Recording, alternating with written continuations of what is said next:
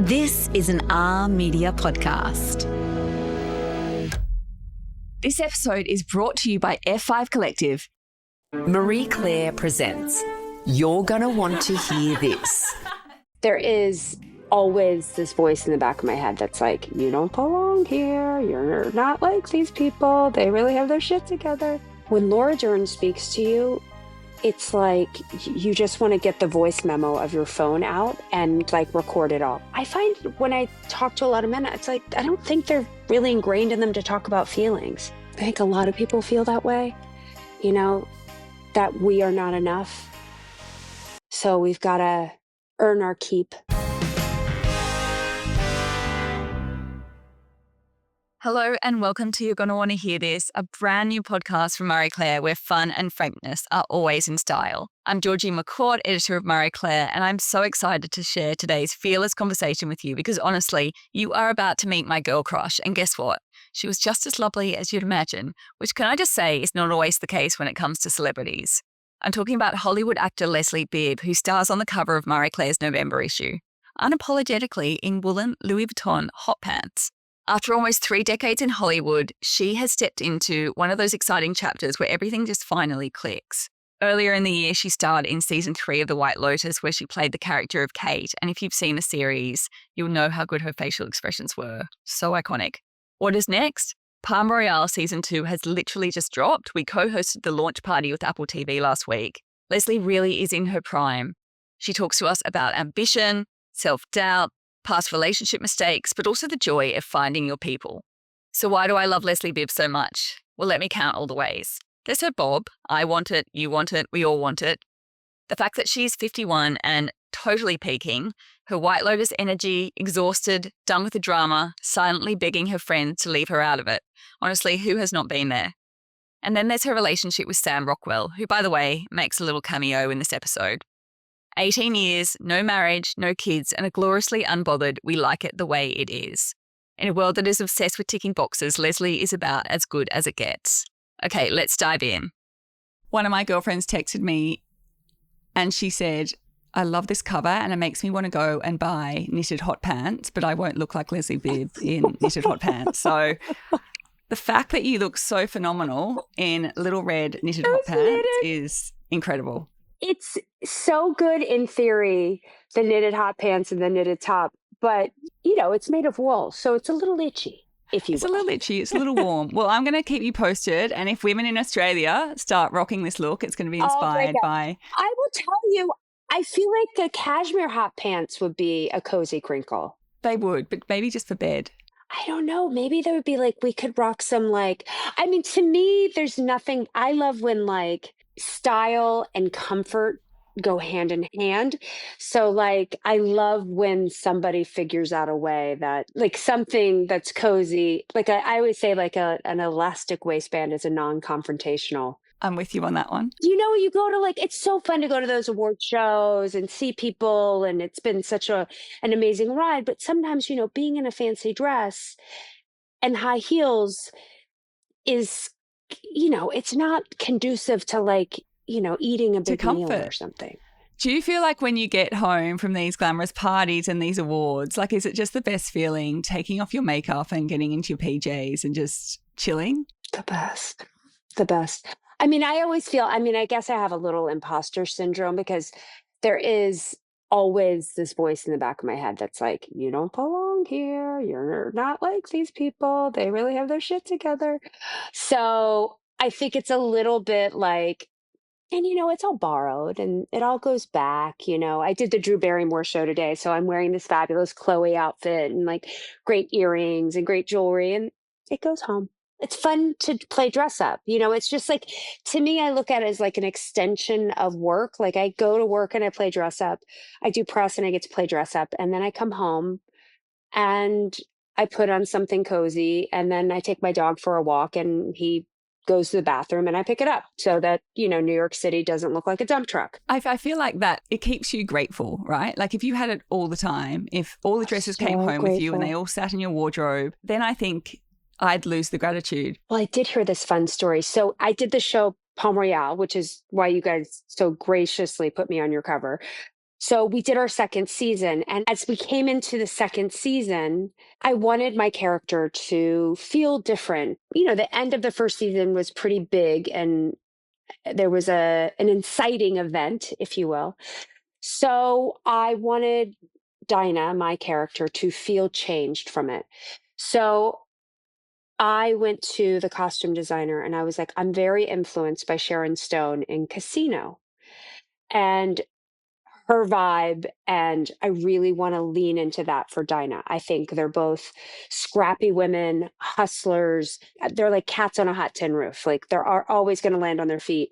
So we really went into that. And randomly, our head of makeup did Sharon for Casino. And she told me that in Sharon's deal, Sharon got all her wardrobe. Wow. I used to tell myself, oh, it's so nice. I'm more grateful because I send it back and I don't get to keep anything. But then I was like, Sharon Stone seems pretty grateful. Maybe I would be maybe I would go revisit it. I have a pretty healthy dose of gratitude for all of it. And I have to tell you, this is a very cute leather jacket. I would like for it to keep it staying. It is very cute. I was admiring your leather jacket. It's very, very cute. I know. Look at this great blue. That Shamina, she knows how to do it at Chloe. You come across as just very vibrant and joyful and happy. And I think women connect with you very easily. And especially after watching you as Kate in White Lotus, it almost feels like I know you, and I know that a lot of women would feel like you're actually their girlfriend and they have hung out with you. And do you get that a lot? Especially after White Lotus? People really watch that show in a way I don't think I could have ever anticipated, and voracious about it, right? And they care very deeply and they're very invested. And maybe I did do my job right with Kate, because Mike had said to me, he said, your Kate's arc is slight, which is not exactly what you want to hear sometimes when you get a job, because you want to make it feel. And he said, but if we do our job correctly, it'll be very impactful. So it became very important to me to not just look at her and say, oh, I'm going to put you in this category. I wanted her to feel very complex. And I knew that it was going to be a bit of a water cooler thing, the whole who did you vote for thing. I think she's a really insecure, scared person, which is why she's not so curious and why she sort of is a little wound tight, if you will. But I think she's a really, at the end of the day, I think she's a really good friend. And she's that girl who, if you called her in the middle of the night and you said, I'm in jail, she would fly to you. Or if you're throwing up, she's holding your hair. She's gonna be mindful of her friends in a bar and not be forget. I think she feels forgotten or underestimated. And that was what was really interesting to me, those sort of cracks in her armor, which she presents so together. I mean, in a way, it's not unlike the character that I play on Palm Royale, who seems very together. I mean, Dinah will cut you and she's calculating, but underneath it, they just sort of have different, they sort of go about it a little differently, Kate and Dinah, but underneath it, they're both women who are very scared and are desperate to be seen and are worried and share a common thing, where it felt to me like both of them got married, went to college and then married a man. And then the man's worth became their worth. And they didn't have their own, and they didn't have their own agency. Part of Dinah's was she's 1969, and that was what it was. And you couldn't have a bank account unless a man signed for you, which is so bonkers to me. You had no agency over your body and your own sexuality or any of those things. And in a way, Kate, doesn't have that either, because she never had to she just married somebody and was there to support him. And I think there's something about those women that I think anybody can relate to. Isn't it wild how we can just dismiss our own achievements in a heartbeat? So many women I know do it, including myself. We just don't celebrate ourselves nearly enough. Coming up, that niggling imposter syndrome. Yes, we all feel it. It blows my mind how a woman like Leslie at the top of her game can still feel scared and insecure at times. We'll be back soon. This episode's brought to you by F5 Collective, intelligent capital designed by women for women. Now, I've been keeping an eye on what they're doing, and honestly, it is game-changing. They're building a whole new way for women to access capital and grow brands, redefining business. F5 fund and mentor women-owned brands that are bold, innovative, and ready to scale. Find out more about the women rewriting the next chapter of business.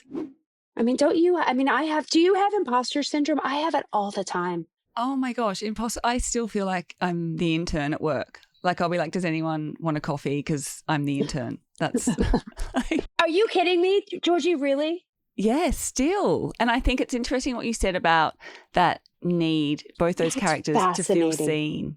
And I think that's women, like so many of my friends, people I interview, all we want is to be seen, because so often we're made to feel invisible, whether that's at home or at work. And it's interesting, and it does tie into imposter syndrome. And I don't really know what the answer to it is. Did you have it as a kid? I had it as a kid. Like for me, my dad died when I was a kid, and I was raised by my mom. My mom's was incredible, but she's a bit of a wolf, right? Like she was another cat on a hot tin roof. Like she landed on her feet, but she had to hustle and she had to work, and she had 4 girls, and she was just busy trying to be that like Ginette ad of like, I can bring home the bacon, I can fry it up in a pan, I can do this. And she was always hustling. But for me as a kid, I felt like in order to, she had a lot of people pulling at her.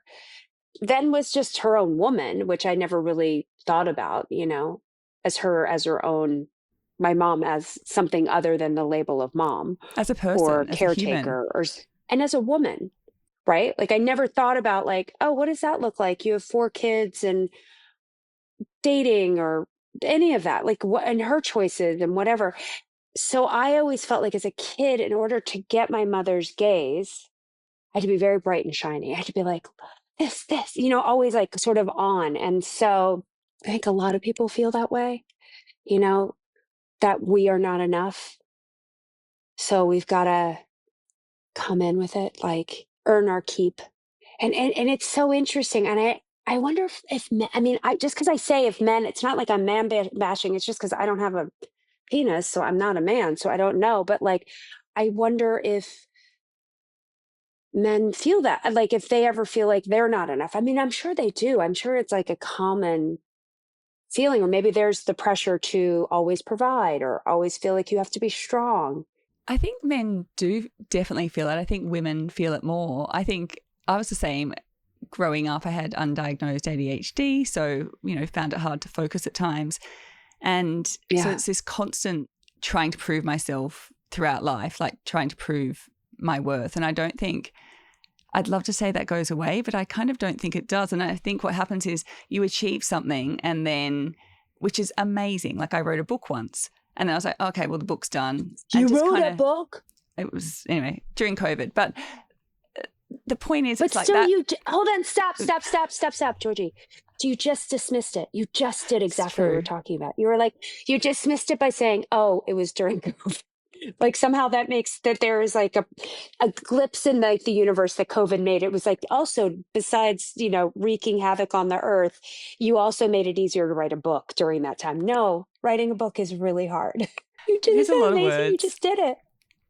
But that's constantly, I've got a lot of friends who we don't celebrate our achievements. Like I hope everything that you have achieved, because you have had the most phenomenal career, and it's just going from strength to strength to strength. Do you stop and have those moments where you're like, this is amazing? Drew and I were talking about this today. We're talking about this. I said, why is it, Drew, that it's easier to believe the negative? And it's usually the negative we say about ourselves. It's not really I find that I'm not even sure the world's saying it, but it's just the jerk. That to me is like, I said to her, I said, that's what I think the devil is. Like the person in my head being like, this isn't enough, This is it. You've tapped out. This is as good as it gets. Like I was saying to Sam, I said, have I forgotten how to act? What if I forget how to act? What if I don't know how to act anymore? And he was like, that's nuts. But like you start to spiral or, and it's just fear. I also feel like I've had such a fun year and it's been so I think maybe because I've worked my whole life, but like really the last few years, it really started when I got a job that took me to Australia. That's why I feel very kindred with Australia. In 2021, I came to Australia and I did this TV show with Melissa McCarthy. And it was sort of like I went from that into a movie with Robert De Niro. And then I went into Palm Royale and working with like all these incredible, talented women. And then that went into doing a movie with Clint Eastwood and Toni Collette, another beloved Australian who I'm such a fan of, and getting to watch her work was like a master class. And Nicholas Holt, who's fabulous, and Chris Messina. And then I went into White Lotus and getting to work with Mike and all of those incredible actors and to have that experience and then to go back and work on Palm Royale. And like, if you had told me when I was 30 that no, no, no, it's not going to happen. Just hold on, just hold on. It's going to get really good in like 20 years. I would say to you, you're smoking crack. Like, there's no way. And so I'm incredibly grateful. But sometimes the little demon in my head goes, it's not going to last. You're going to screw this up. They're all going to find out it's not true. You fooled them. Like, it's just such a jerk. I mean, the fact that you still feel like you're like, you can't sort of, you wrote a book and you said, oh, well, I did it during COVID. But it's every woman experiences it. And I think something that I know you've spoken about and I love is like the way for me to get out of that is meeting incredible women, surrounding myself with great girlfriends. And you work with some phenomenal women. And I can't imagine that the energy that you get being on set with these women, working with them, mentoring each other. Tell me about what these women bring to your craft. I think when you get to work with women like that, especially the women, but also like when I worked with Bob on this movie about my father. And I was just like, I'm not going to treat him like a Fabergé egg. I'm going to ask him questions. I'm just going to risk vulnerability. If he swats me away like a mosquito, that's fine, but I'm not going to miss this opportunity. And he was so great and would like talk to me all the time and tell me stories. And like, I would call him after and be like, I'm feeling this on this set. What would you recommend? And I think the most important thing I've learned, and it might be just aging, is that life is short. And like, I think when you're a little younger, you can be like, oh, well, you take it all for granted. So you're like, oh, I've got this, I've got that. And then suddenly you're like, wait, oh, this train's going in one direction. I'm not going Paris to Amalfi. I'm going like, it's going to one place. So all of a sudden, like, I'm like, oh, this life is so short and it's so amazing. And so I'm trying to risk vulnerability and be as vulnerable as I can. And this, so when you get to work with these amazing people like Laura Dern, I didn't work with her that much on the first season, but in the second season, and not that we have that much crossover, but she was around in the beginning before she went off to shoot her movie. And we had some incredible dinners together. And when Laura Dern speaks to you, it's like you just want to get the voice memo of your phone out and like record it all because she sees you. When she talks to you, you feel like you can do anything. And I remember she said something to me. We were talking about work and she said, well, your voice matters. And I was like, I mean, it doesn't really matter. I'm 5 on the call sheet. It doesn't really like I show up, I do my job. And she was like, no, no, no, your voice matters. It matters. And there was something about, it wasn't an invitation. She wasn't saying it's an invitation for you just to just say whatever you want. It's an invitation that if you feel strongly and you know what's best for your character, and you to believe that and to have worth in that.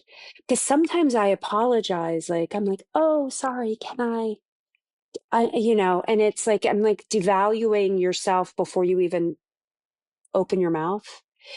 And there was just something about when Laura Dern said your voice matters that I found really incredible to take to heart artistically.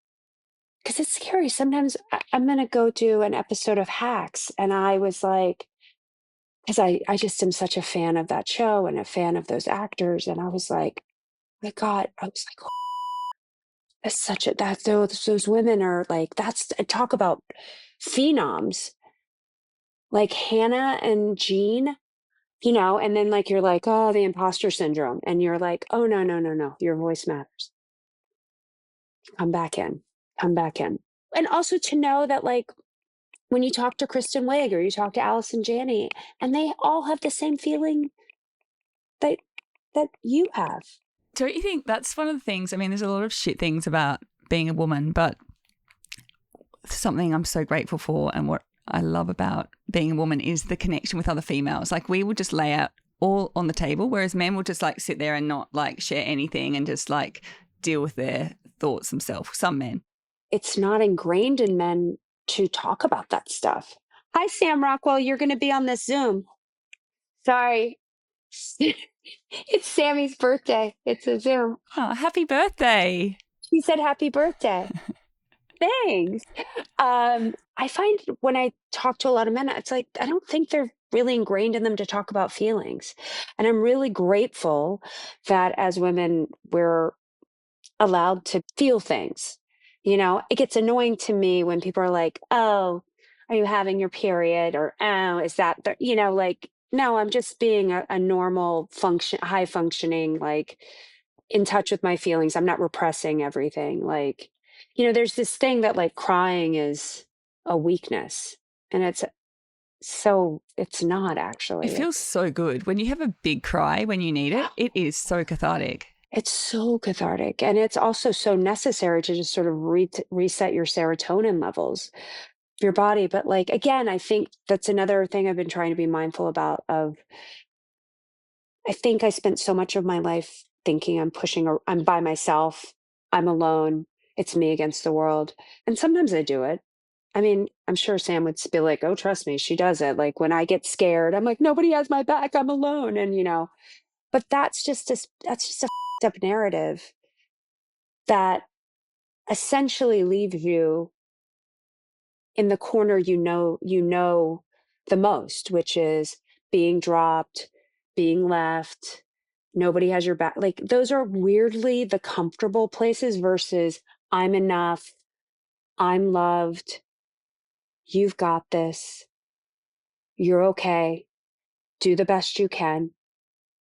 It doesn't have to be perfect. Like that's so hard to believe. Like we're conditioned to know nobody loves you. You're going to this up.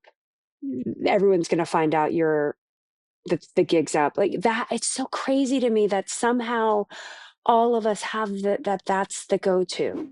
There is something so magic about gathering for dinner with your best girlfriends, especially with those girlfriends happen to be Laura Dern and Drew Barrymore. My God, I would love to be invited to that dinner party. But I do think that your girlfriends are often where you feel the safest. Coming up, Leslie shares with us a story from when she was dating in her 20s. And trust me, it's pretty shocking. We'll be back soon. This episode's brought to you by F5 Collective, intelligent capital designed by women for women. Now, I've been keeping an eye on what they're doing, and honestly, it is game-changing. They're building a whole new way for women to access capital and grow brands, redefining business. F5 fund and mentor women-owned brands that are bold, innovative, and ready to scale. Find out more about the women rewriting the next chapter of business. Who do you think you are at your age now, 51, compared to 30? When I was 30, I hadn't met Sam. I was making really bad decisions and partners. I went out with this guy that every time I did a love scene, he made me buy him something No. because he hated. Yeah. And I did it. But it's not really about him. It's about me. I allowed that.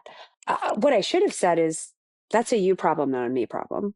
But I didn't. Instead, I was like taking my American Express to go buy a surfboard for him or a windsurfer. And he also said this to me: if you haven't made it by the time you're 30, you should just quit. And I guess in a way, it was kind of my battle cry because he's saying that to me all during my 20s. And I had this great success.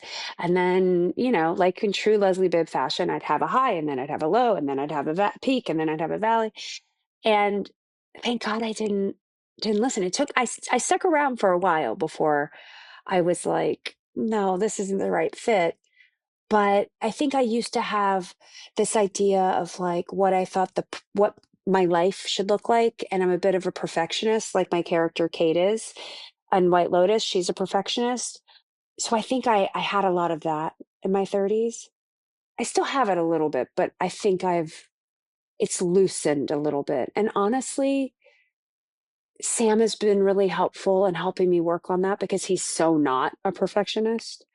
I mean, he is when it comes to his work, but he's been a great mirror for that because, that's what we all need, right? Like mirrors to reflect sort of the shit that we need to work on. I mean, it's kind of why we pick our partners. We pick opposites, so that we can work on the shit that we need to work on. And a safe place. I think like our partners need to be a safe place, and that's not true for every woman. So, I mean, I learned invaluable lessons. So I'm glad I'm glad I hit all of those sort of pit stops before I met Sam, because I don't think I would have appreciated Sam as much. And I'm so glad I started to go to therapy and started to look at my own intimacy issues and my own issues that I had, but like my own fears and the stuff I was dragging since I was a little kid that I still drag because you're always in it. It's, you're always going to have that stuff, because when we get scared, we become our youngest selves again. I mean, don't you? Oh, absolutely. Like, what's your age? What age do you become when you get really scared or triggered or like? I feel like I'm an 8-year-old. I think I was listening to a podcast with Mel Robbins and she said we're all essentially 8 years old. I don't think I was like, my dad died when I was 3, but I think I was like cognizant of it like when I was 5. And I think I become 5. I used to have a shrink who used to say, like, when it happens, it's like Leslie's driving the bus. She's in the back. The 5-year-old's in the back. And then something happens and I get scared. And all of a sudden she's throwing me back and she's like, I'm going to drive. We're going to die. And I'm like, okay, stop. Get back. You're fine. It's going to be okay. I mean, let me drive. But yeah, it's always that battle. But it's so interesting. Tell me about, I want to go into Palm Royale, which is so exciting. We've got the launch party with Apple on Tuesday night. Tell me about the set, though, of Palm Royale, because I imagine like getting into costume and the wigs. So we have an extraordinary creative team. So John Carlos is our production designer, and I believe he did Big Little Lies with Laura. And because Laura's our producer as well as is in it, when she was going to do this, she got 2 people, Alex Friedberg, who is our costume designer, and John Carlos to come. And the sets are incredible. They're just like, I love interior design, and I love when you come in and you see a bare room, and then suddenly you see somebody who, as a production designer, everything, like the attention to detail that's so specific to each character. Like I remembered in the first season, he was like, your bedroom is only blues. And I was like, what? And he was like, yeah, it's just blue. And then this is this. And then Alex was the same. Like she was like, Kristen are these shades. And then we found my palette. And so when I went in this season and I was like, I want Dina to go somewhere, and she's finding her own agency. She finally finds her own money, which gives her her own power. And sometimes she yields it for good, and sometimes she yields it for, selfish reasons and for bad. I want her to feel changed. I want her to step into, dare I say, wearing the pants, which she used to say, I never wear pants. And so that's where the Sharon Stone of it all, the casino. So I just sort of planted the seed, and to watch Alex sort of think about it and then go like in one fitting, be like, okay, yes. And then I think it was this white jumpsuit that is like, because she doesn't really have to build anything for us. We pretty much wear all vintage that's pulled. And we found this white, it was all flowers, like, and it ties around the neck and the back is open and it's these pants. And there was something about that that became like the silhouette, her coming into her sexual power, her being okay with her sexual power instead of something that, like, before in the first season, she sort of compartmentalized. Like, this is who I am at the club and this is who I am in the bedroom. There was like a somehow evening it up to where she was starting to own that. And so that was really exciting. And I find with our prop guys, like if I'm like, hey, I want to have a panic attack in this. So can I have, I need this and this and this in my purse because I don't know if I'll use it, but I want to be able to have the option to have this happen, or maybe to plant stuff, maybe. And sometimes you walk on set and people are like, "Ugh, no." And they all are yes and. So creatively, you feel very nurtured in that with collaborators like that. And then hair and makeup. So, if I do something, it's, Alex is coming into the makeup trailer to be like, this is the hat, this is this, like there, it's, okay, this is what I'm wearing. It's a vintage whatever. And we want it to look like, or it's a country and western, like let's pick this country and western person to be like, she's playing a part of, a politician. So it's so collaborative between all the departments. And that doesn't always happen, like at all. So I will say, like, it is one of my great pleasures with Palm Royale is working on a set like that, because that does not fall short on me at all. How do you look after yourself when you are filming a series? Because I think women, we have a tendency to not look after ourselves. And it's such an intense experience, I imagine, filming a series. Right. Yeah. How do you physically and mentally look after yourself during that time? I get very monastic. I think I used to just sort of be like, okay, yeah, I'll go here. And I start saying no a lot. And sometimes people don't love it. And also, while we're doing second season, we started the whole White Lotus thing, and that schedule was really nuts. I think being okay saying no, I just have a hard rule that if it's a school night, I never go out on a school night. It's not fun. It's not sexy. This year, because it was really crazy, I, s- I stopped drinking a lot.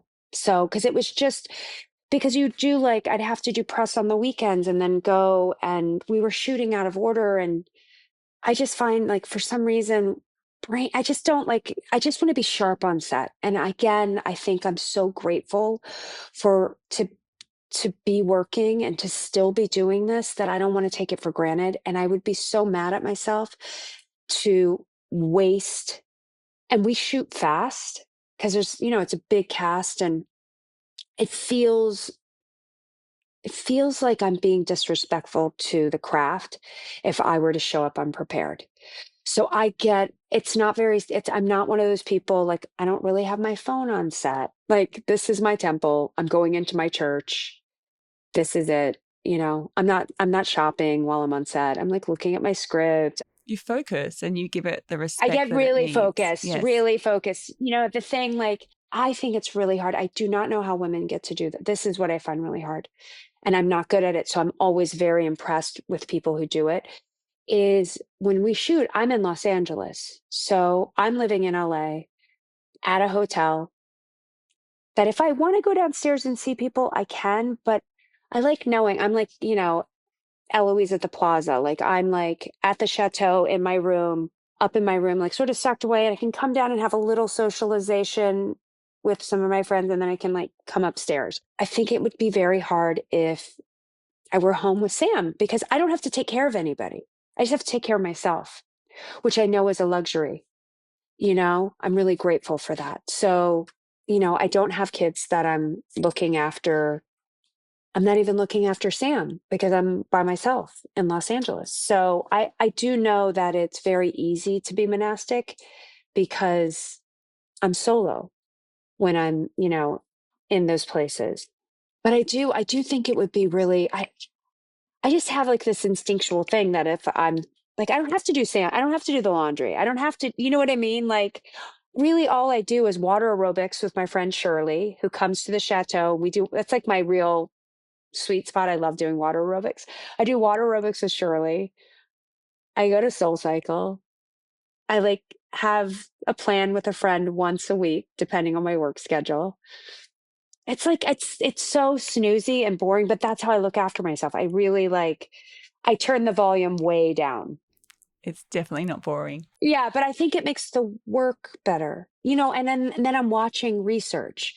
Like if I have a scene, I'd have a scene where I'd have a panic attack. And I remember Sam he was shooting in Easter Island. He's did Martin McDonagh's new movie, and he was in Easter Island. And I called him and I said, I have to they're moving up the scene because their schedule changes. So you have to be very prepared because you never know. It's like, you have to be prepared.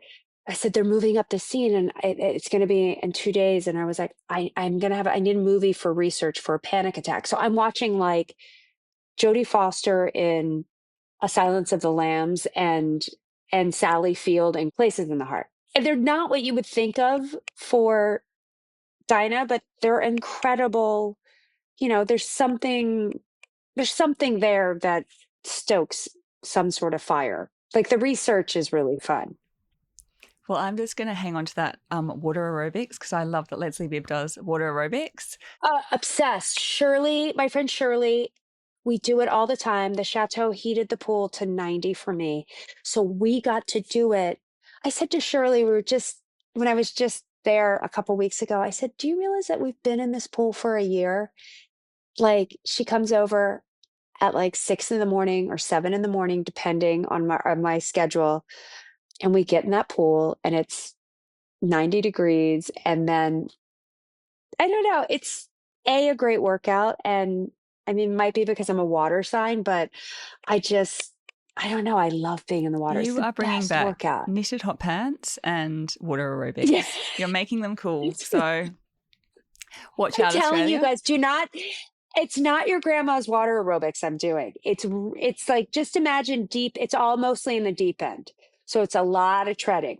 Love it. Yeah, it's really fun. Leslie, thank you so much. You've been such a joy to speak to. Georgie. You are like pure sunshine. So thank you. Thank you so much. I love Mary Claire and I feel so honored to be on your cover. And I'm so grateful. And thank you for that support. And I love you, Australia. What a woman. What a girl crush. I'm sitting here so grateful for a conversation like that. Wasn't she just heaven? I'm also grateful that she's open about imposter syndrome because I know that every single woman experiences imposter syndrome and we need to be open about it. Leslie really made me think as well, who are you really? At 51 or 31 or 21 or any age, your story is always unfolding. This series is really starting to offer up ways to confess, laugh, highlight big fears, and acknowledge the friends who pull us back from the edge. Thank you so much for joining us. And please, if there's anyone you'd love us to interview, reach out. We're a brand new pod and we want your opinion. So let us know what you think. We want to build this together. Thank you so much for listening and I'll see you next week. This pod was recorded on Gadigal land. We pay our respects to their elders, both past and present. This episode is brought to you by F5 Collective, intelligent capital designed by women for women. F5 curate and fund extraordinary women-owned brands. This is where capital meets commerce and a new chapter for women begins.